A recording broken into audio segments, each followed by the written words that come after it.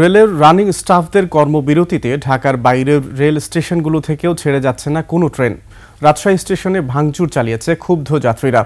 Rajshahi railway police জানায়, সকালে স্টেশনে ট্রেন চলাচল বন্ধ পেয়ে ক্ষোভে স্টেশনে ভাঙচুর শুরু করে যাত্রীরা। পরে পুলিশ ও রেলওয়ে নিরাপত্তা কর্মীরা পরিস্থিতি নিয়ন্ত্রণে আনে। যাত্রীদের অভিযোগ, পূর্ব ঘোষণা ছাড়া কর্মবিরতি শুরু করেছেন রেল কর্মচারীরা।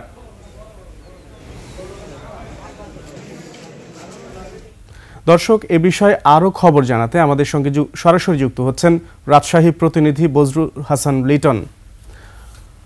লিটন, রেলের স্টাফদের কর্মবিরতি এবং যাত্রীদের দুর্ভোগ সম্পর্কে আপনার কাছে কি তথ্য আছে?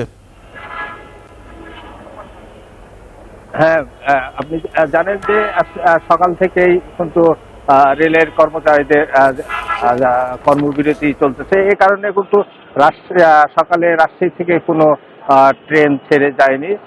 সকালে রাজশাহী ঢাকাগামী দুটি ট্রেন ছিল, সেটি হলো সিল্ক সিটি এবং বরেন্দ্র এক্সপ্রেস। এই দুটি যাত্রীরা কিন্তু এখানে সকালেই তাদের শিডিউল অনুসারে এই স্টেশনে আসে এবং আসার পরে তারা ট্রেন না ছাড়ার কারণে ক্ষুব্ধ হয় এবং ভাঙচুর করে। যে স্টেশনের ভিতরে যে বসার যে চেয়ারগুলো আছে সেগুলো উল্টে ফেলে দেয় এবং স্টেশন মাস্টারের কক্ষেও কিন্তু তারা ভাঙচুর করে। তারপরে এখানে আইন শৃঙ্খলা বাহিনীর সদস্য, পুলিশ, সেনা সদস্যরা আসার পরে পরিস্থিতি নিয়ন্ত্রণে আসে। বর্তমানে কিন্তু এখানে প্রচুর পরিমাণ আইন শৃঙ্খলা বাহিনীর সদস্যদের রাখা হয়েছে। তারা এখানে টহল দিচ্ছে এবং তারা এখানে রয়েছে, সেনাবাহিনী রয়েছে, তারা এখানকার নিরাপত্তা।